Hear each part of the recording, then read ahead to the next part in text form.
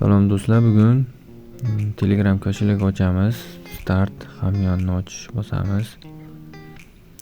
Xo'sh, bu yerda nima deyapti? Telegramdagi hamyon kripto uchun yaratilgan deyapti. Xo'sh, qani ketdik. Tepadagi 3 ta nuqtaga bosamiz. Dasturga kiramiz.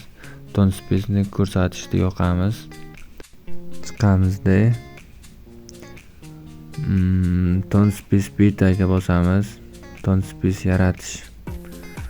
Xo'sh, bu yerda qo'lda zaxiralash elektron pochta orqali zaxiralash bo'ladi. Men elektron pochta orqali zaxirlayman.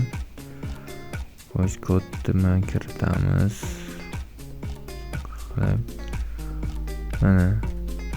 Mana bemalol ko'rishingiz mumkin.